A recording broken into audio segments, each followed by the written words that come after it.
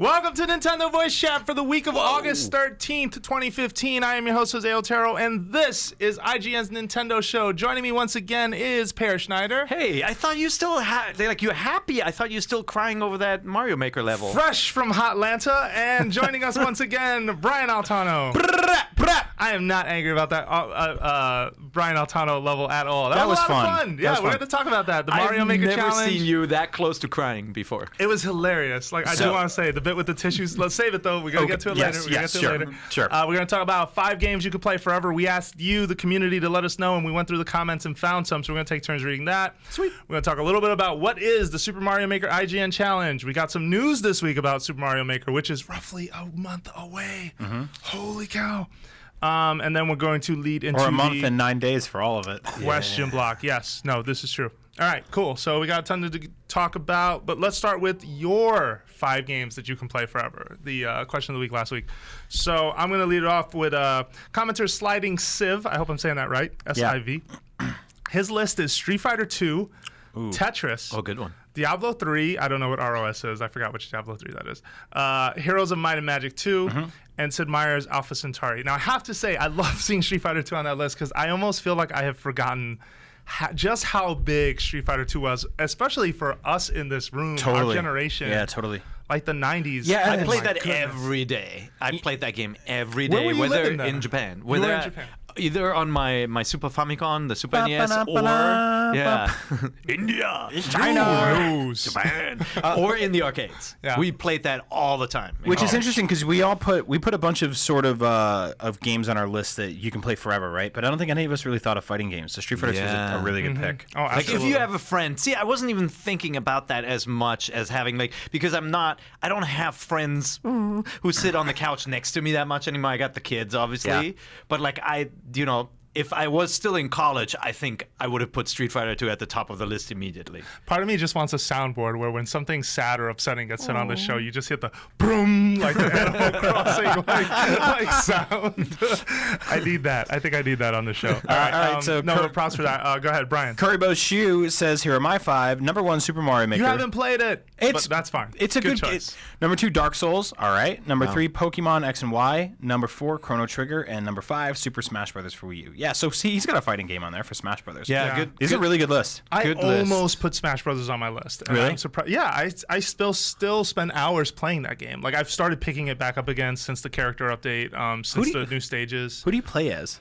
That's a great question. I've been bouncing between Captain Falcon, Mario. I'm just bouncing around Zero Suit Samus, who can just be amazing. Like, if you saw Evo, there were some amazing sets when Nairo played as Zero Suit Samus. He's just, it was sad to watch him choke at Evo. Like, it was so painful to me because I really wanted him to see him win the tournament. But that said, like, that character is pretty good. It's great. I always play as Link, and then I switch to Bowser every time my son picks Charizard. Because it's a rap. Every time. Like, he'll pick Charizard, I go to Bowser. And he's like, no! And I go, no! Well, your son is, let me say, as someone who has played against your son in Smash, he is quite cheap with the moveset. Super cheesy. He's a kid. That's what kids do, right? That's what they do. Yeah, and like when something works, they repeat it, Stick to it till you get in trouble. So I'm going to, I have a list from Lerm13. Awesome name. I don't know what it means, but I love it. Number 1, Kingdom Hearts. Good one. Super Mario 64. Oh, that's a great pick. Yeah. Mario Kart 64. Also a good one. Yep. Splatoon. Super Smash Brothers for 3DS. He says the Smash for 3DS may seem odd, but if I have to choose one version, I'm going to go with the one I can take with me anywhere. Good choice. Yeah. Good choice. Mario 64. Why such a great pick? Like, I think it's a fantastic pick. Why don't you elaborate? It's my favorite 3D Mario, and I feel like it's the one that you could probably, if you have to only play a few games forever, it's the one where you could pretty much, like, of all the Mario games we see, people are still finding new ways to play that one, right? People are finding new hacks, new glitches. They're doing speed runs. Like, I think that, like, if you said you only have, this is one of the games you can play forever, I'd become one of the top 5 speed runners in the world in that game because it's just a really exhilarating thing to watch and do. It has some of the most memorable moments, not only because of its place in time, right? Like, we played this game, we were instantly dazzled by, like, the move to 3D, but, like, when you dive down into the water and the music changes and the drums kick in, that's such a great moment. You're like, holy crap, nobody's done that in a game like this, where the music changes with the mood.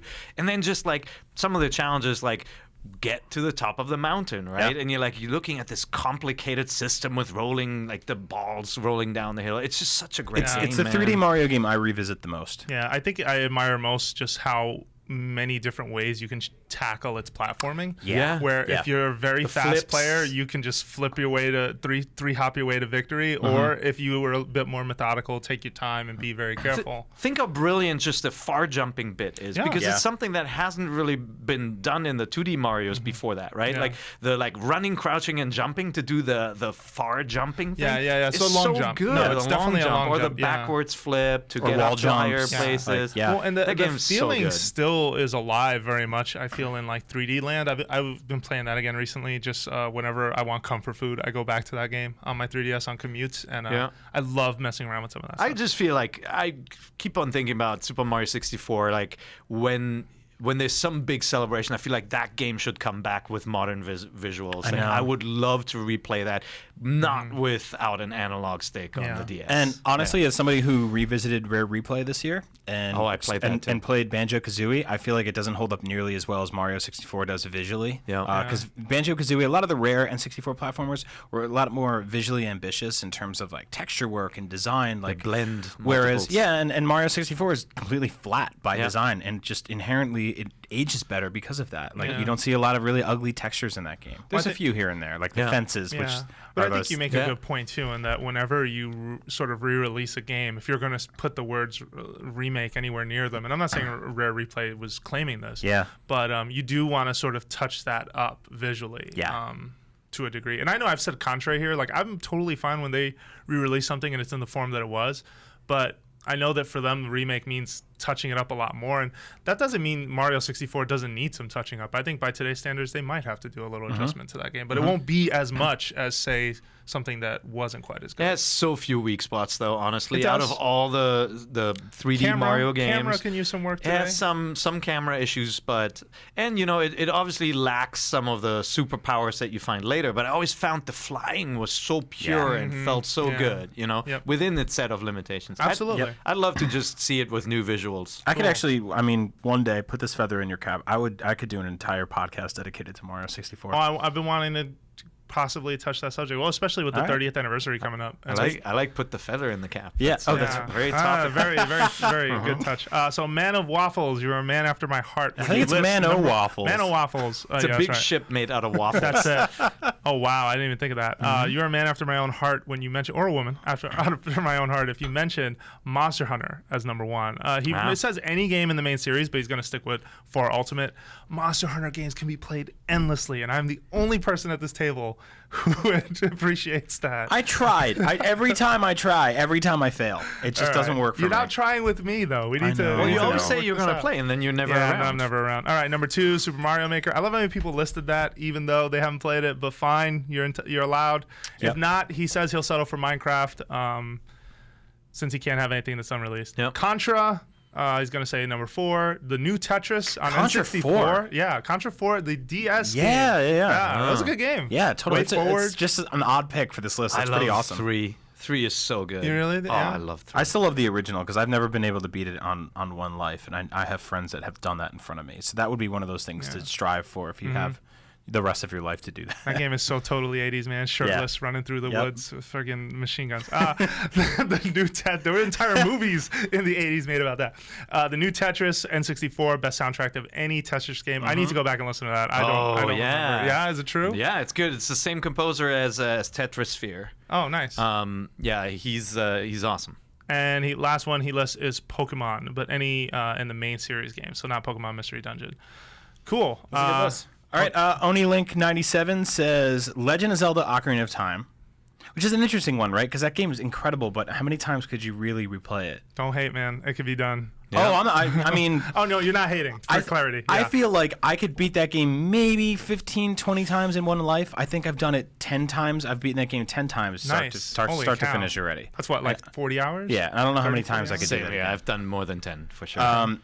He also says Pokemon Gold and Silver, Mass Effect 2, Elder Scrolls Skyrim, and Knights of the Old Republic 2. Yes. Yeah, so those are his 5 favorite games of all time. I would happily play them forever. So he went with your sort of logic of like the favorite games. Yeah. Because Ocarina of Time is my favorite game of all time, but I didn't put it on my list because Yep. I feel like I could dream that game. I know what's in every hole in that game. Well, now you can dream it on the island forever because you guys. can't have it again. That's true. All right, next. I got a list from EBV 2406. Half-Life 2, good pick actually. Yep. Half-Life 2 is pretty vast too. There's a lot of Amazing stuff game. in it. Yeah. A lot of stuff to figure out. Yep. Minecraft, good choice. Tetris, good choice. Super Mario 3D World. Huh. And then Legend of Zelda: Link's Awakening. Ooh, a man after my own heart. It's a If you wanna see some amazing stuff, you should look up Super Mario 3D World speedruns. Katsu Peach is just the god of that world. Like she just I've never done that. floats over and after around everything, just goes straight through a level. It's amazing. I never even thought to look up speedruns of that. Link's Awakening, that was on your list. No? Yeah, we have some guests staying with us this weekend, and I was thinking, and they're gamers, so I was thinking of busting that game out again. Oh, 3D World? Yeah. Are you ready for the frustration though? Like, do they play Mario games? Here and there. Okay. Yeah. Okay. So I mean, it will. Yeah, it's gonna be frustrating no matter what. You're gonna be like the kindergarten teacher. All right, class. Now to the left, we're gonna see some piranha plants. Yep. All right, run. Yep.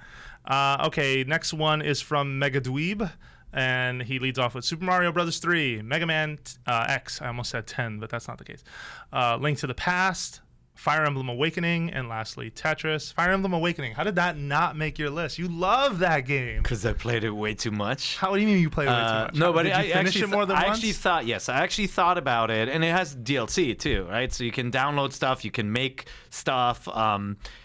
And you can go back through and pair up different characters. Like I thought about that one. I think it's a really good one for replay too. Yeah. Okay. Cool. So then I'm just gonna quickly go through maybe two more, and we're gonna call it. I don't know if I put any on your any more past that on your sheets. Well, I've got Hannah 10. Yeah. Okay. You want to take that one? Yeah, I'll take Hannah 10. In no particular order. Start from there. Super Smash Brothers Brawl. She felt it has more stages than Smash Brothers Wii U and 3DS, and prefers the items in Brawl. Fantasy Life. Yeah. Good choice. Good one. Mario Kart 8. Ratchet and Clank original trilogy. Was on her list. Yeah, one more. Well, that's cheating though. You got 3 games in one, but okay. Well, she said Up Your Arsenal was her favorite, so we'll go with that. Is it a she?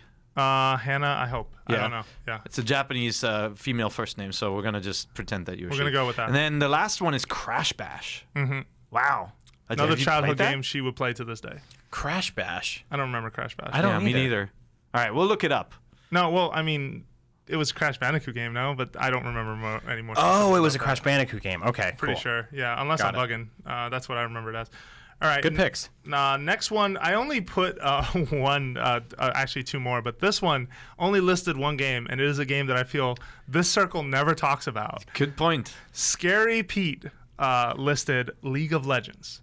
And that's all you have to say. Like that game, the people who love that game absolutely adore that game. Like the MOBA genre is so big. Yeah. And for some, it is almost a full-time job. It is the only game that they will play. Yeah. And it's certainly not a game experience that is locked in time and it gets updated, it changes, Constantly. It has big events and tournaments. So that's a really good choice. Yeah. You don't need 4 more. It's just like who the best rapper of all time, Dylon. It's like League of Legends, League of Legends, League of... All right. I know people who play who don't play anything but Dota. Like that's it. Yeah, we have some folks like that in the office. In the office, and it's like it's their job to play other games, and they refuse to. So that's why they're not on this show. All right, last one is from Jara34, and that list is Majora's Mask, the N64 version, which I'm just like, what? But props. It's still an amazing game. International Superstar Soccer for the PlayStation. Miss Pac-Man on the SNES. Skyrim, and lastly Street Fighter Any Edition. Wow, that's a really eclectic mix, but I think you got every genre basically covered up there. Pretty much. Yeah, good choices. By the way, I was thinking about other games like GoldenEye and Perfect Dark too. Now playing, Rare Replay. Obviously, Perfect Dark is in there. Have you replayed any of the old shooters? It was really weird to go back to Perfect Dark right? because I kept forgetting about the the way the gun sort of like auto locks on people, and it sways, it Yeah. swings. And I don't remember GoldenEye doing that, but I guess it did do that. And it was weird when And this then the guy, shoulder button, you hold down a shoulder button to aim. Yeah, when where is he? We just said his name. He said he wanted to play Mario Kart 64. It's one of his games. Okay, yeah. Lerm Diddley 13, he or her, said Mario Kart 64. The battle mode in that game was something that I probably spent 200 hours in with my friends because it was just so much fun to revisit. The last good battle mode, some would say. Yeah, absolutely. Yeah. So yeah, I think there was a lot of. And I don't know if it's just nostalgia, but there's a lot of stuff on the N64 that I could sort of play endlessly, like that local multiplayer stuff. Yeah. But I get into the sci-fi element of this question to begin with, where I go like, if my friends are coming over, are they talking to me about other games they're playing and I can't? I remember that. That was hilarious. Yeah, it's just not fair to me. So, but yeah, some of the N64 stuff is kind of better off in your memory. You know what it is, but you get used to it quick too. Yeah. I bet if we played Mario Kart 64 battle mode, at least the 3-player mode, which doesn't have that huge frame rate drop that the 4-player has, I think we would be playing for a while if we busted it out. I think the bigger problem for me to get over with old games is never visual, especially 3D era. It's more the controls. When controls are like frozen in time, like visuals to me being frozen in time, they don't bother me as much because I'm just like, all right, whatever. Like this is the product of that time. Yeah. But controls have gotten so much better in certain genres. Like when you guys bring up Perfect Dark or you bring up GoldenEye, I'm just the only guy in the room shaking my head because that's been fixed, man. Like I can't. That's walking with 2 legs, and then someone says, "No, you're going back to crawling. Have fun." Like, see, I don't know though, because the entire game is designed around crawling, basically. If you're going by your metaphor, like Perfect Dark actually control-wise holds up. My main issue was with revisiting that N64 classic was that the level design is so obtuse. Like I got to the second stage and I'm just like, I don't know where to go, and there's no there's no indicator, there's nothing really to do here. You realize how hand-holdy games are now, right? It's like where to go next. Totally. Yeah. But I do appreciate what that game did, which was the tiered levels of difficulty and stuff like that. Absolutely. But the thing to me that doesn't hold up the most is the music and sound effects. Like the sound effects of all those British guys that they had who were just like, "Wah!" when you shoot them, they're like, "Oh, Joanna!" Like you're like, it's really funny just shooting random people in that game and you hear like, that's your gun, and then just some guy goes, "Oh!" It's so embarrassing. You playing Conquer as well? Oh yeah, I started Conquer, and the camera is driving me crazy. That game is as slow as molasses. That's one of the ones where it's way better in my memory than revisiting it's it. Very long cutscenes. It's also I think I remembered Conquer to be more Mario 64 Banjo-Kazooie open world style. It's actually more of an adventure game. Like, Totally. Until you get to the shooting parts and stuff. Yeah. But the beginning is an adventure game. Use this item here to do that, right? Yeah. And then eventually it turns into these very kind of small granular levels based on movies. Like they're like Matrix. You have to play the Matrix, and here's Saving Private Ryan, like just storming Normandy. I love some of the scene. characters. Have you ever sat on a piece of Gothic architecture? Oh yeah, that guy. There's such great characters in that game. Yeah, it's so weird. And everybody's got a big mouth, but you can defeat them with like one simple thing. One hit like or you hit something. someone with a frying pan. Yeah. Right. That's basically it. Yeah, I remember the first time I got to the open area in that game where everyone's happy and Conker's just like, oh, this place is really messed up and disturbing. And then you get to a sunflower and she has huge boobies and you have to jump on them to get to the next thing. And I'm like, how is this allowed? How did they let this? Like, I think even nowadays people would be like, for totally different reasons nowadays, people would be like, that's sexist and that's horrible. But back then it was just like, wait a minute, you put this in a Nintendo game. Like, the Nintendo logo was at the start of this. There's 2 dragons in that game that get really stoned and run around with, like, joints, and you have to hit them. They're like, ha, ha, ha, ha, and you hit them with your pan. The first character you meet is just a total drunkard, right? Oh, yeah. Like, and the Scarecrow. And the game starts with you stumbling out of a bar and then popping Alka-Seltzer to cure your hangover.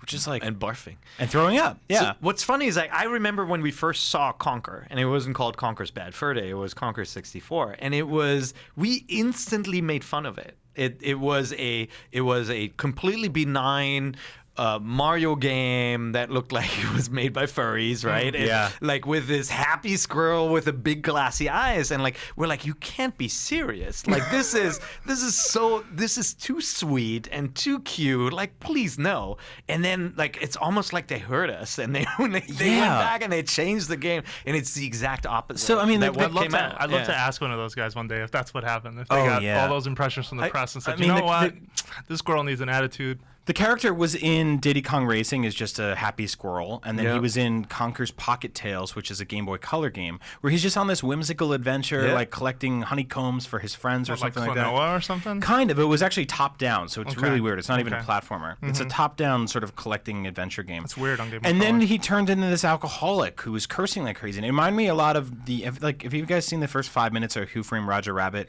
where there's the baby character who's all like goo goo gaga, and then the second they're like, hey, cut. He's like, hey, get out of here. Baby Herman. It reminded me of that. I picture you as a child. Absolutely. Full 5 o'clock shadow. And, Oh my God, you are Baby Herman. All right, so let's switch over then to Super Mario Maker and the IGN challenge, as it were. The gauntlet has been thrown. You guys went at it. We may have, but we're still good friends, right? No, of course we're good friends. So hold on a second though. You were sitting. You can't tell me that you weren't a little irritated with each other. In the first video, you looked very irritated with Jose. Okay, so here's how that goes. There's sort of, you know how the Uncanny Valley has that sort of like, there's that diagram of it goes up and then it goes back down and it swerves up a little bit at the end. There's the sort of like infographic for how this started would sort of be like, you're in the middle and you're doing okay, and then your anger gets heightened, and then you drops down and you get okay with being happy. Were you really angry? I couldn't No, tell. I mean, you actually do get frustrated. I think it's like one thing to play a game in your apartment, and another, like, our Let's Play room is boiling hot. And that's something we didn't really talk about in the video. It's like Hell's Kitchen. Yeah, it's Hell's Kitchen. So you're in there, and each one of our levels took us about like 30 or 40 minutes to actually like totally finish. Playthrough, right? yeah. That's a long time for a single level. I do want to admit, like, listening back to the VO, I'm like, man, I was pretty obnoxious in that video. I don't know if it was the heat. first one, or in terms of like, hey, you made it. But that said, I could not believe you just jumped right into the fire that was shooting up. That is my favorite It was moment. one of the best parts of that video, and I was just sitting in the room and like realizing, okay, he kept dying. This is really tough. And I mean, for folks at home, like, you're watching an edited version of that Let's Play, obviously. Like, you're not seeing the whole thing live. There are some people saying, oh, I should be able to. Sorry, like, that video would be too long, and we're not putting that up. You want 2 hours of live? We got 2 hours of live. Go to YouTube or go to IGN. We got our whole Let's Play up for you. Yeah. But that specific part of the video was hilarious. I had a lot of the sort of like armchair sports dads who watch the Super Bowl, and they're like, I would have made that catch. Watching the video, being like, oh, he sucks at Mario. And like, yeah, okay, I was a little rusty in some parts. Like, if you watch our live stream of Super Mario Maker, I was doing awesome. Like, I was doing really good. Sure. My Mario skills are not in question. But doing this, I was playing Super Mario World with a Wii remote sideways, which I think we talked about was the first time I ever had to do anything like that, because to do the spin jump you have to shake and blah blah blah blah. So that, and I forgot that you don't have to tap the button to fly, you just hold it. Yeah. So people were like, how come you don't use the cape? And I'm like, because I don't play this game every single night. Let's forget those people and talk more about, like, for a second, like, no, damn it, Jose, I hate those people. No, you can't. Don't hate them on our show. It's true. But more realistically, like, I do want to say that I think what makes these Let's Plays so fun, at least for us, and I haven't talked about experience your level yet, and we're going to get to that, is that you just don't know what to expect. Like, you just don't. You get to a set of warp pipes, and you're like, what do these all do? And then you just see bloopers coming out of them and slowly, like, creeping on you. But see, I feel that way about your level. Then when I saw Brian's level, that was concentrated evil. Like, to put the collapsing platforms on the circular saws is just so mean. Oh, the donut things? Yeah. You have the circular saws, and then you got the little platforms that fall down. You can't stay on them. That is so mean. How did you come up with that? So I basically I started out, and so I've talked about this in the show before, but I never really had any interest in making levels in Mario Maker. When the thing was announced to begin with, I said this is gonna be awesome because people are gonna make levels for me, and I'm gonna get to play them. And it's gonna be so much fun. That's right. And then we started this series, and I said, you know what? Yeah, I'm gonna jump in there. I'll try making a level. We kind of threw you in the deep end. We were like, hey, you have an hour and a half to make something, and then we shut the door. And we shut the door, and it was great because we had so I started. My vision for the level was to make the sort of fiery stage, which immediately sets the tension. Like, and that's what I think that like that's a great thematic thing you can do with this game. Like, I think my stage would have just been inherently a little different had we flipped the lights on and made it in the middle of Mario World, where everything's kind of like happy-go-lucky and it's just like the donut plains or whatever, you know? Yeah. But the fact that we put it in the castle and we put the auto speed on. So what I started doing you were still mad from the Jose level. That's why you put the auto scroll to 5 I will 100% or whatever. admit that all of that passion carried over to my level. So I started off with this thing where I said I want to make a level that's pure platforming, because you don't really get a lot of stages where you're never allowed to get a mushroom. In the main Mario games, every one of those levels is designed around getting a mushroom, right? You always get a mushroom. And in this one I said, let's strip that out entirely. So you're only small. The only thing you can do is be good at running and jumping. And I'm like, well, how do I get people to run and jump? So I started setting up the level so it wasn't auto-scrolling, and I built these towers that kind of increased in height. And then I did a thing where a lot of the stuff around it is window dressing. Like the lava going up will never actually hit you. Yeah. Its trajectory is set to never touch you if you're pretty good at what you're doing. You're jumping. There's Goombas just trapped in blocks. There's Goombas in there just to be like, what kind of nightmare Goomba prison is this? Who would put them in there? A lot of the spinning spikes, unless you stood in one place, I don't even think you can stand long enough to fall into them. But because of cheetah speed. Yeah. But it's kind of interesting to throw stuff in there that sort of psychologically gets people going, what the hell is wrong with this level? Even if it'll never actually kill you, you know, it's really interesting to sort of dress your stage up like that. So yeah. I'd throw to our listeners, when it comes time to make your own levels in a month, think about stuff like that. Like, make stuff that you don't necessarily have to interact with everything to sort of world build. You can do stuff that sort of makes it look like it's a little more punishing than it actually is. We made such different stages where in mine you had to kind of carefully tiptoe and probe and like look for invisible blocks or tricks. And I kind of regret not going through with a bigger sort of idea that I had afterwards. Just like, imagine like 8 doors, and each one you walk in, the space you're in is small, and the big monster in the room is just closer in the next room or something like that. That's a great idea. Yeah, I want to play around with more things like that. I did notice though, so most people don't realize that the time lapse intro where we're doing our VO is a time lapse of the stage getting made. Yeah.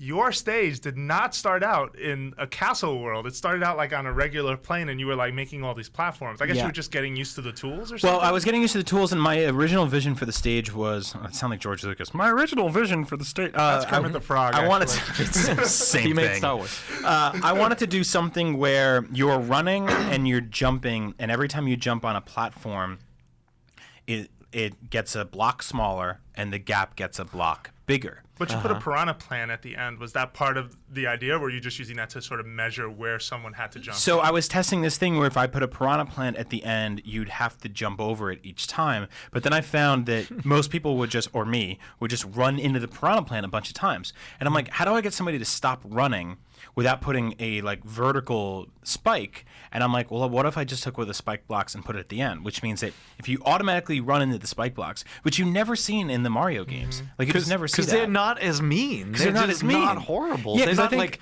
game design Hitlers. That's true. They want something that's like sort of forgiving, right? And so I said, what if I have these spike blocks and that they're at the end, and every time you run into one, it is your fault for not jumping. Like I wanted to make something that was. And then he puts the invisible block. So the invisible block. You jumped too early. The invisible blocks. People were giving me this comment. People could have seen the look on Pear's face. People were saying that the invisible blocks are cheap game design. I thought it was fine. I totally agree with you, but the way I did the invisible blocks, they're in the exact same spot every single time. So for every jump, the block is in the exact same spot. You know what's not in the exact same spot every time? The platform you're jumping from. Well, that's what makes it fun, right? That's what makes it fun. It was. I will admit. I wanted to build this sort of rhythm and frequency of like running. Now, the cool thing is, I can't believe you made it. I set up those donut blocks so that the second I forgot about this, but the second you land on a donut block, it turns pink. It lights up, or like an orange for a second, right? And to me, that all of a sudden became like a light. It was like a light bulb. When you land on beyond that, it blinks and you have to jump immediately. If you keep going past that, you will hit a spike and die. If you jump early, you will bump your head on an invisible block and die. So there's a specific angle you have to jump on every single one of these things, and if you don't keep nailing it, you keep dying. With and our powers combined, the world will be over. Continue. No, there's a similar to the Uncanny Valley thing. There's an arc that happens that a lot of arcade players talk about, where you're really, really awesome, and then you get really, really bad for a while, and you start making rookie moves over and over and over again. It's like those Donkey Kong, like King of Kongs type guys. They'll lose one life, and then they'll end up losing 4 in a row because they just like they lost their concentration. They lost their mojo. So Jose was doing awesome, and then he would hiccup, and then he'd go back to the start and die on the first spike again, and be like, "Oh, you're better than this. You're better than this." Yeah, So what a mean level. But I do want to point out, I think what makes it funnier, so mean. What made it 100% funnier is this. If this plays. This is not it. This is fantastic. No, that's not it. Hang on. My favorite scene in that video. By the way, if you haven't watched this yet, go look for it. The second video is even better.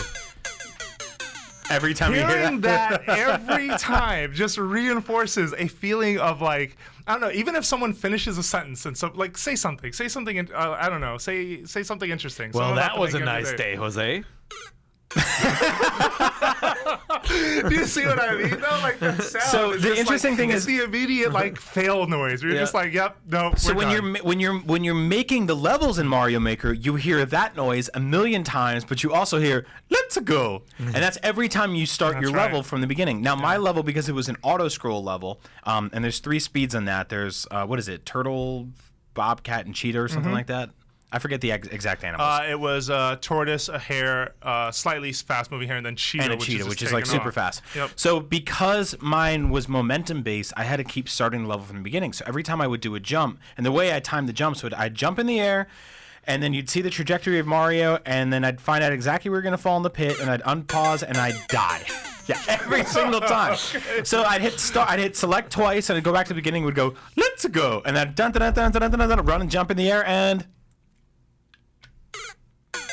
Sorry, we were late. Over and over and over again. But I guess that was the point. Like, I realized that if someone just finishes talking and you hit that, like, there is something that just makes what just happened instantly funny. And I think only gamers get it. I'm not sure if like any mainstream folks. No, I think it's universal. They're so good at the sound design. It's like the purr. Yeah. Like you know what it means, even if you don't know the game. I think if you didn't know anything about video games in the world and you heard that noise, you'd be like, "That's not a good noise." No, like a good thing didn't happen there.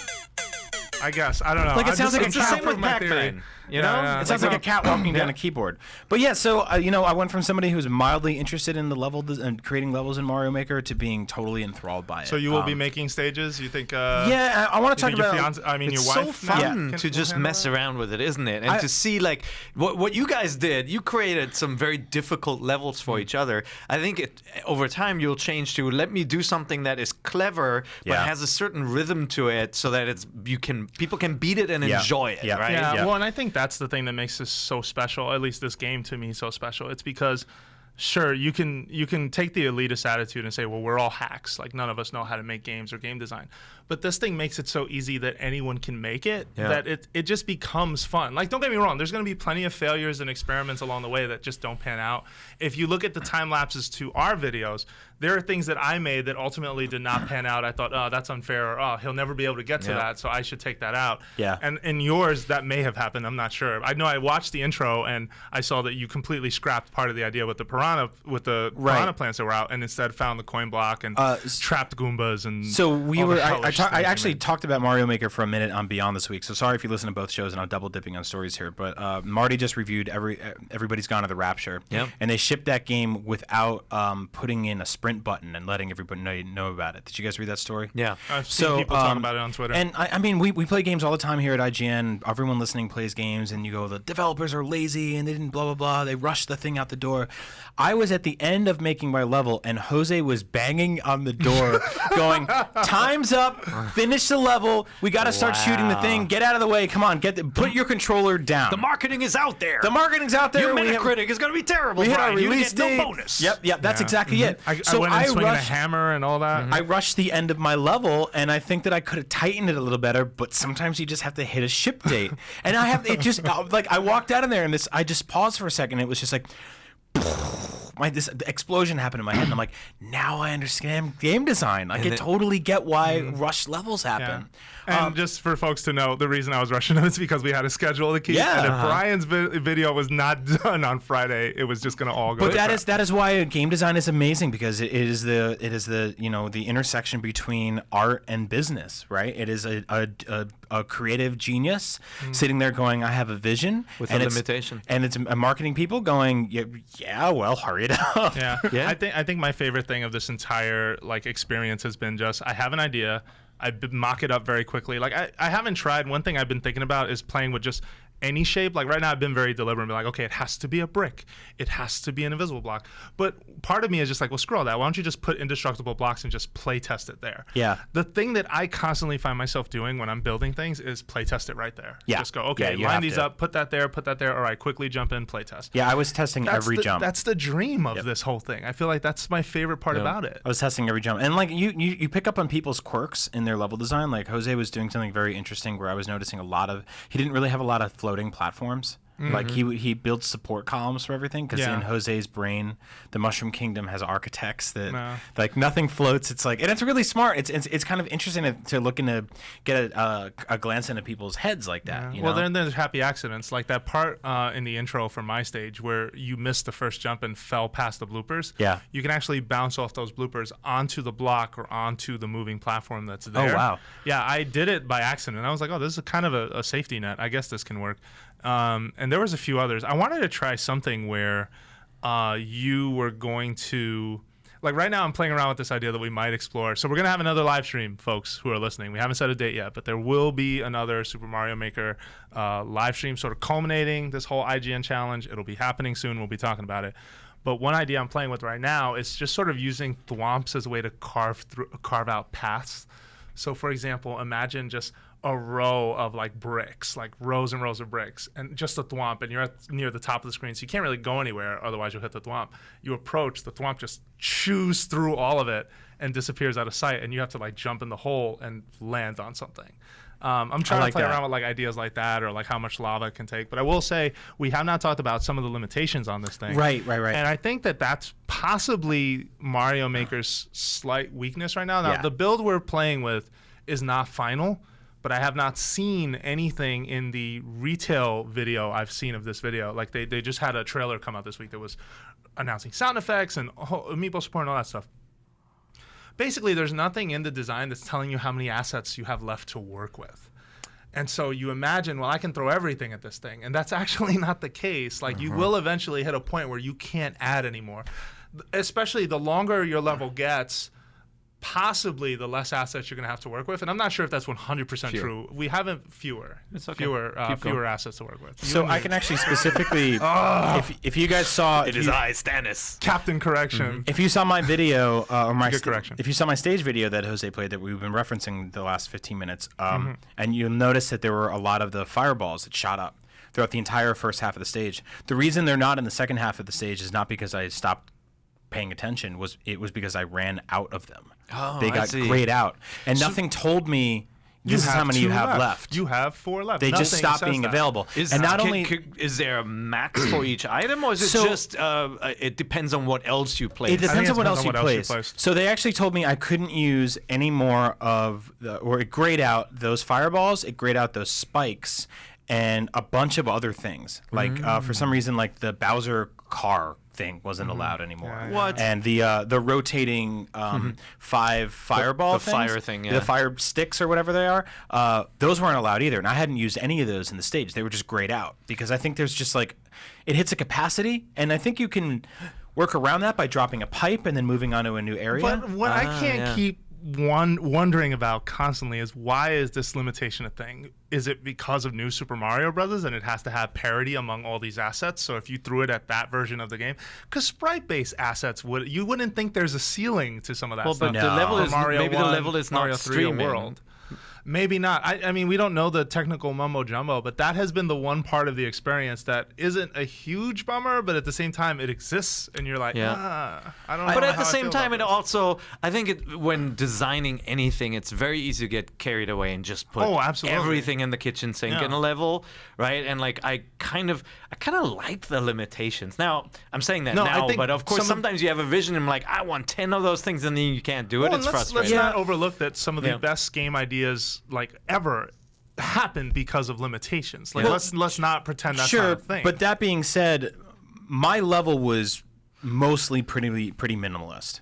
Like it looked like it had a lot going on, but it really didn't have a ton. Like there were no enemies in that level. There were no power-ups. They're trapped. There's a couple. Oh, come on. I'm just kidding. I mean, you don't interact with them, right? So I don't really feel like I've seen a lot of Mario Maker levels where people are just like, let's throw 1,000 enemies on screen and they're all gigantic, and it's sort of just like it's sort of a style over substance kind of gimmicky, throw everything in the kitchen sink at the wall type of thing.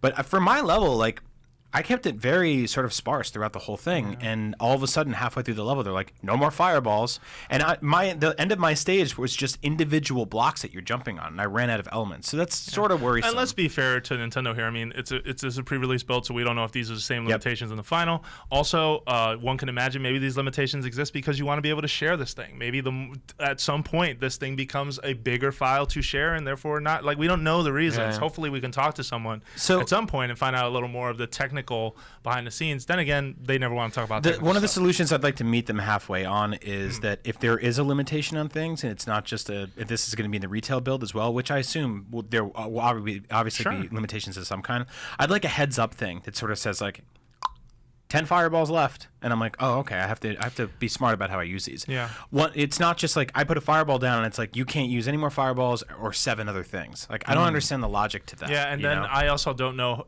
how different that ceiling is between having a regular space and a subspace. Don't forget, you didn't even use a subspace. Whereas mine, you did travel to another area. And the coolest thing I like about subspaces is that you can make the template whatever you want. So you can have a water stage, but when you go through a pipe, it's dry land, or it's airships, or it's a ghost house. Like you can make those changes, and I think that's rad. But I don't know if that also impacts how much you're allowed to cram in there. And some folks might be listening and say, well, why aren't you testing? Well, because once again, this is not a final build of the game, so it's maybe not fair to kind of go that route. We're not sure. When you did your live stream, did you run into any kind of limitations, like certain objects were not available in a certain theme or anything like that, or is it pretty much very interchangeable? Switch, like Kuribo's shoe does not show up in and I think Mario World. It becomes Yoshi. Oh yeah, it becomes a Yoshi in New Super Mario. The only difference, or something like that. I like that though. I think that's great. The only difference, property-wise, or in terms of interacting with elements, is that Kuribo's shoe doesn't have a tongue. The mystery mushroom also changes between each tile set because it is not available in 3 and in World and in New Super Mario. But and then are there any things that won't work underwater at all? Like flames or anything? Like, are there certain things? It all seemed to go fine. I mean, you can make things that swim, fly suddenly. I mean, we couldn't make a Wiggler fly. There's a lot of things we couldn't make fly that we were testing. Wigglers, that's ridiculous. They're too heavy. Wigglers cannot fly now. You need like 6 sets. Too many feet. Yeah, you need too many feet. That's true. But you need Air Jordans for them. But you make these platforms. I heard maybe if we had started with a platform and then had him jump off, he would have stayed in the air. Oh, interesting. The fact that he started out and then you just the level because he just would drop. We gotta give the baby bird a nest to fly out of. I got that. No, but I mean, if you're listening, make no mistake, we are incredibly positive on this thing. It has been a great experience. I feel like making a level for you was a lot of fun, even if it was set out to troll you.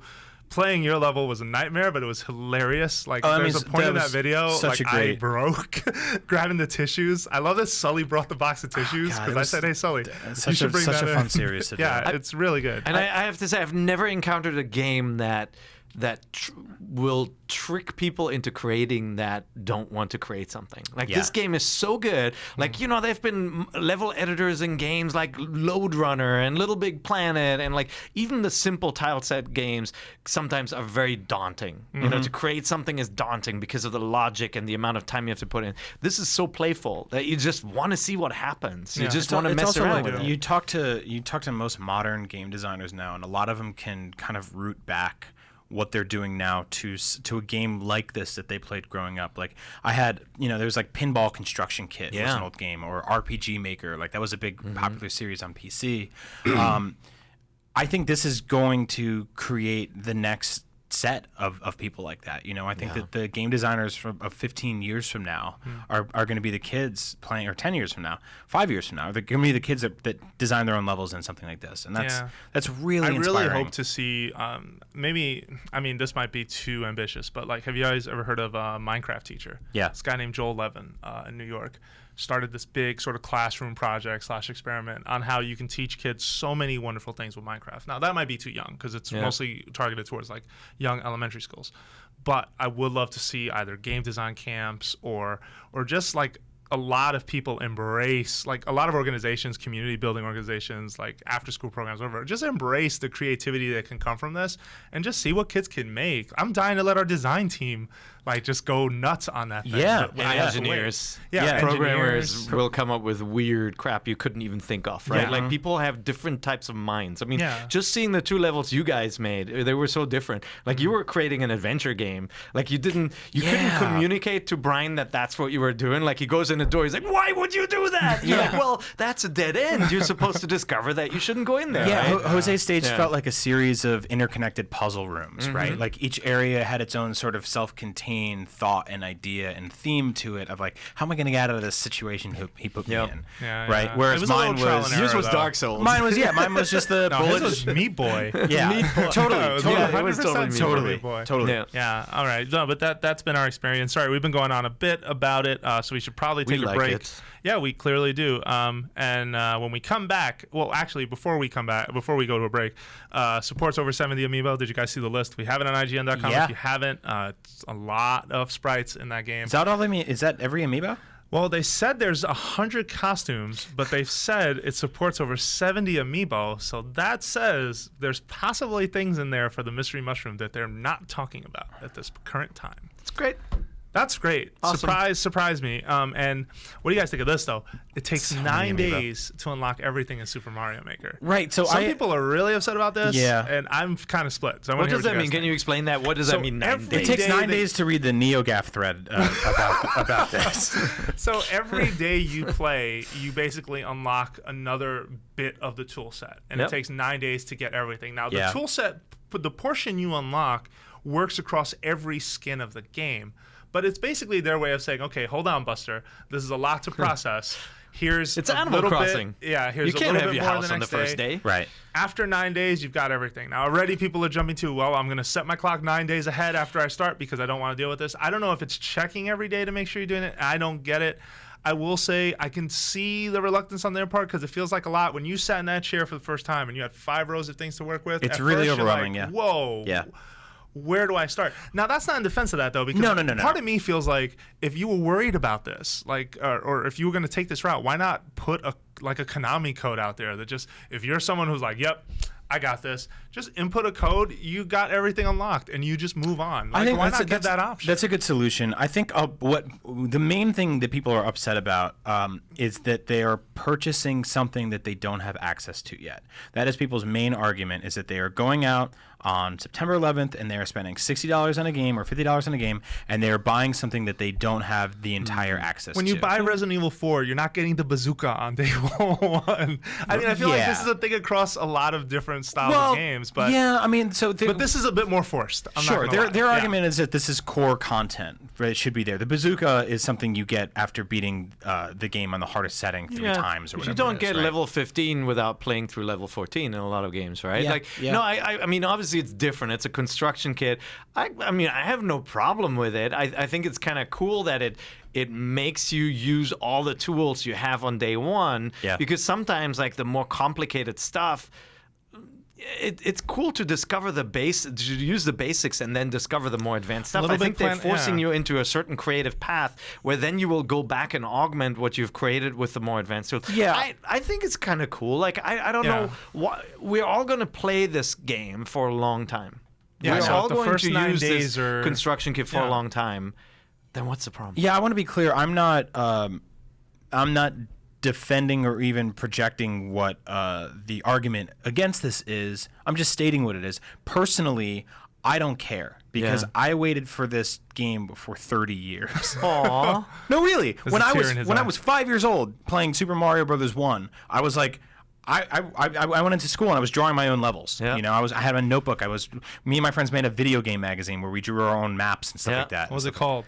It was some rip off of Nintendo Power or whatever it was. It was Altano Power? It was like super- Saltano it was called- Saltano Power? I think it was White Power Magazine. No, God. I'm just kidding. God. I'm just kidding. Jesus. Obviously not. I was a school kid. Unnecessary. All right. Well, if you are at home and you want to know, well, wait, 9 days, what happened? What unlocks every day? On IGN in our wiki section for Super Mario Maker, you can find the day-by-day palette. This all came from a video that came out this week. You should definitely check that stuff out. And now we need to take a break. We're probably going to lose Brian because he's got somewhere he's got to be. So That's say right. goodbye, Brian. I have to go do my last rehearsal for Up at Noon. Please watch that show. It airs tomorrow at noon on IGN Pacific Time. By the time you're listening to this, It already aired, so you're screwed. Oh yeah, is that true? maybe. It's gone. Is it Possibly. going to be good? If it just happened, then it was great. Probably our best first episode ever. Thanks so much for joining us. We'll be right back. Here we go. And welcome back. Jose Otero here with Per Schneider and Brian Altano. I think Brian has gone through some changes. Real quick question came in. Actually, no, I'll save it for the question blog. I promised Callie Pleggy this week, but Callie Pleggy was busy, and we were going to talk about Splatoon and the August update and her experience this week. Unfortunately, we can't do that. We got to save it till next week. Sorry if you were waiting for that. We didn't acknowledge it in the first half. Well, that means we apologize. can talk about the new level. We can talk about the new mode. Rainmaker. The new mode. Rainmaker is coming out. Yes, Friday. We recorded this before it came out, but yeah, Friday. So we'll have more to talk about next week. I feel Excellent. like, Anyway, moving on. Let's go on then and resurrect the question block. So the question block is a segment we bring back when we feel like it. But it is a dedicated question segment where you send in questions. We try to answer it as best we can within 4 minutes. And we have a few to go with. The first one comes from good friend of the show, Charles Gatson, who says he wants our opinions on the following. It seems like New Super Mario Bros. Art style is often overlooked by many in Super Mario Maker. And people have been going for nostalgia on Let's Plays, not only IGN, when choosing a skin for their stage. From a technical standpoint, however, it seems like the more complex levels can be made using the new Super Mario Bros. Art style. For example, propeller hats, wall kicks, etc. I agree with Charlie. Like, I did try to make a stage using that specific level, and I have to say, or that skin, and I have to say, I kind of immediately jumped to, oh man, I could have you do wall jumps here. I could have like fire bars passing and maybe use that to kind of mess with your timing on the wall jump, like things like that. What Really was his cool. question? That wasn't his question. Oh, it was just our opinion on that. Oh yeah, why so specifically. many? I mean, obviously, I think that's just newer, I think, too. Going back to the question about the rollout plan, how you don't have everything in the beginning. I think a lot of people who are going to play Super Mario Maker are those who have grown up with the classic games, right? Mm-hmm. Those are the guys who are going to jump in and create the first levels, and you're going to want to relive the glory of Super Mario World and 3. And I think, though, as you exhaust some of the possibilities, I think then people are going to move on to this stuff because, a lot of stuff changed. Yeah, with New Super Mario. I love the wall jump. The wall jump is one of my favorite things in any 2D platformer. I feel like, remember, for example, the first Batman NES game by Sunsoft. I don't know if you remember that stage, but it was a licensed game.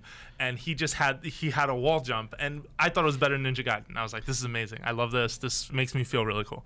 So, yes, that's going to be a thing. We'll definitely be trying to make stages with that. Next question comes from Colin Copeland, and I like this question a lot, so we really got to talk about this. I'm just going to take a quick second to note the time. All right, so his question is, welcome to my email. Now, Welcome is what he said to me. I am not a Muppet. I am one of those weirdos who hails Majora's Mask as the best game in the series. You're not weird. You're just... you have an opinion. I also absolutely love Link's Awakening, and I think it has one of the franchise's best scores. I'm very excited for Zelda Wii U, but am I the only one who's a little disappointed we're going back to Hyrule? In his opinion, 2 of his favorite and what he thinks are the best games in the series take place in other lands, and we have been in Hyrule a lot lately, on home consoles at least. What are your thoughts? Are you happy we're going back to Hyrule, or would you rather see another side story? I, for one, think they could expand so much on Young Link's story from Majora's Mask. He went somewhere else after that game, right? Tell us that story. Yeah, I think that's an interesting question. I think, if you look at Hyrule in the different games, though, it's pretty different, right? Yes. Like the various interpretations, not even Wind Waker, which obviously has a flooded land, right? But like, you know, the way Death Mountain feels in one game is usually not how it feels in the other. And like games like Twilight Princess, you had entirely new areas that were nothing like what you saw in Ocarina of Time. I'm not that worried about it. I think it gets worrisome when they lock themselves into Lava World, you know, like into kind of like Lake Hylia, Lava World, and like those kinds of set templates for things. And that's why I thought Majora's Mask was really refreshing. But if you break it down, you know, like you did have the snow level, you know, you had the jungle level. Yeah, like, there's a template there. Yeah. I think with an open world experiment like this, revisiting, even if it's Hyrule, like I kind of don't care. Like I get where he's coming from with the question, and I acknowledge, like, Majora's Mask, I think was a really unique way to tell what happens after. And there are some series you rarely see them do that. Final Fantasy is an example of that. You rarely find out what happens after the core conflict has taken place. Yeah. But with that, I still feel that Hyrule never, even though it can feel slightly the same, like there's a certain vibe about it that feels the same, it looks different every time to me. And based on what I've seen of that world, just that Let's Play they did when they showed it in December during the Game Awards, to me, that didn't look like any Hyrule I'd seen before. And so I'm 100% on board with it being Hyrule or not being Hyrule, as long as at the end of it all, the way that it's tackling the spaces you're going to explore feel unique, feel thematically different, are full of surprises and things you can find. And I think that's been the struggle for this thing, like just having to create that much space with hopefully a lot to do, because that was our criticism then too. The space looks big, but it looked empty. Yeah, we'll see. I mean, I think the world changes with the capabilities of the console, right? Like, I remember when we first saw Ocarina of Time, we were a little disappointed with the lack of a forest. You know, I mean, we saw early footage of the game. There was a forest scene, you know, and like if you think of this as the same world in Link to the Past, which had an awesome forest, right? Really atmospheric, literally with fog clouds drifting over it, you know. I think this game will definitely feel different, even if it's that same land. You know, you will get more trees, you will get motion in this landscape. Kakariko Village has never been the same, right? Like it's been very different if you think of the different iterations throughout the games. I'm not too worried about it. On the flip side, I think it can be an issue when you lock yourself into something new and more limited. Like Super Mario Sunshine, I love the mechanics and a lot of things about it. I did not like that one-note beach presentation. I have to say, like, that was something that, you know, even if you consider the overworld being a certain way, you never got that kind of cool snow level with the slippery ground or the snowballs running down the hills, like, or, you know, like, or that kind of, you know, the variety you got from classic Mario games. Sure. And so I'm happy about Hyrule, because for me, Hyrule at least means variety. That there are these different areas, and I'm with you. I'm hoping it's not just the same, though. No, for sure. And I think that's a valid concern. All right, Colin, thanks for writing in. Our next question comes from, or our last question, actually, because I didn't bring that many today. This comes from Scott. And he says, I was watching your Super Mario Maker live stream and really enjoyed it. I kept wondering while I was watching if Nintendo would include a spectator mode. They have done this with some more recent games. Have they? Well, Smash Brothers being a great example. What am I saying? And you can spectate part of a match in Mario Kart, but you're kind of waiting to enter, so you're not really spectating. Yeah, but there's also the Mario Kart TV thing, right, where you can watch some replays. You can watch replays. No, absolutely. And you can also watch replays in Smash. So I thought it would be interesting to watch others try to complete your levels. I thought it would be cool to even have people watch you making a level, but that's, you know what? It might be too much. Make it, that's borderline like Twitch. Watching people trying to beat your level is freaking brilliant. I really like that idea, actually, because that's the way you learn. You know, the modern game design is so different from the classic days where Nintendo made Super Mario World, say, right? Like when you talk to the guys over at at Ubisoft about how they design a game like Far Cry, they're tracking everything the audience does, right? Like in a shooter, the game developers know where the hotspots are, where people are camping, where people are getting lost, where people are stopping to play in a story. Metrics based on player behavior, and you're not going to get that in Mario Maker. It'd be awesome if you got like a report, like here's where people died most of the time. Well, that you kind do, of stuff. you do. So if you uploaded so you're not watching people play it in real time. Yeah. But if your level will have stats, people can look at basically a side-scrolling map of the whole thing and see, okay, this is where everyone died the most. Oh, that's people awesome. People can tag and leave notes. I didn't even know that. Like on one stage that I played when they let me try out the online servers way back during E3. There was actually a note that was telling me, because you basically had to drop to this bridge that would then start moving. Yeah. And next to it would say, this is harder than it looks. And you can switch those on or off. We don't talk about it on the show because the build we have doesn't have the online side enabled. Like, we've only been talking about the offline experience. That's really cool. I totally missed that. I didn't see that. So, so you're getting some of that feedback then, what it's like that the people are playing. You're just not getting to watch them. And Scott, that's I would just say to you that it's true you may not be getting that online, but if you have some friends who you can play with at home, like we were doing here, like when Brian and I were doing that a live stream, you can see it online. You can check it out. We did a 2-hour sort of special on this thing.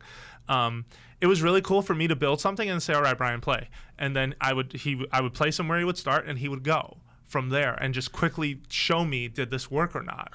Like that kind of rapid prototyping, and I was kind of alluding to it earlier, is easy to do. You can hook up a Pro Controller. You can use a Wii U Pro Controller. You can use a Wii Remote. Any of those matter. So you should try that. Like, that's going to be your way to get a lot of instant feedback on some of the things. And I think, if you're a very creative level maker, I think your levels are going to end up in some YouTube videos, right? Oh, yeah. There will be people who will post gameplay and gameplay commentaries, and you'll get a kick out of watching them try to beat your level. And send it to us. I mean, nvc@ign.com. Let us know what stages you're making. We will play them. We should definitely do that. We all share that inbox. We will totally jump in and check out your stage, given that we have time. But that's going to be really fun. All right, so but I think the spectate mode, like, sadly, that's not going to be there, but you're going to get plenty of feedback on your level and sort of how it exists online. And if other people feel they can improve it, of course they can save it and download it, but the one thing they can't do is re-upload that stage. So you're still sort of giving something out to the community that then something can be done with. Yeah. All right, cool. Well, that was all for our question block this week, because I didn't actually pull out that many questions. Pear, as always, it is when are you going to make a stage in Mario Maker? People want to know. I've been just traveling so much. I think I'm here next week. I have a bunch of stuff to do. But you want to make one for Brian and get revenge from me? Or if I can squeeze in an hour and a half somewhere, I'd love to do that. Okay, cool. We got to make that happen. I can do it while sitting in this room talking. No, you can't. You can't. It's set up in another room. All right, but thank you for listening to Nintendo Voice Chat. We are a weekly show on IGN, but we're not the only show on IGN. And in fact, Up at Noon is back. And by the time you're listening to this, you should have done diligence, stopped what you're doing, and go to watch it, because Brian Altano and Max Scoville, good friends of the show, and not only that, they work really hard. So definitely check out their program. We're going to continue our Super Mario Maker IGN challenge this Friday. You're going to see Zach and Sam face off, and then Monday you're going to see Sam's level. Sam's level is hilarious. Really? I don't want to set up expectations too high, but the core idea is genius, and the way the video is edited, you're going to sort of figure it out as well, and hopefully you'll be entertained. That's all I should say. So look out for that. We're gonna have another live stream for Super Mario Maker as well, probably something that just closes off this whole sort of idea. Maybe we're making levels for each other one last time. I'm not sure. Figuring that part out, so make sure you check out ign.com to find out that stuff. Am I missing anything? Oh, you can leave us feedback. Why don't you head on over to iTunes or send us an email at nvc at ign.com. Let us know what you think. It's always good to get your feedback. I know Monkey Brian loves it. Lastly, you can find us on Twitter. You can find Per Schneider at Per IGN. You can find Brian Altano at Agent Bizzle. Can you? Is that the one? Yeah.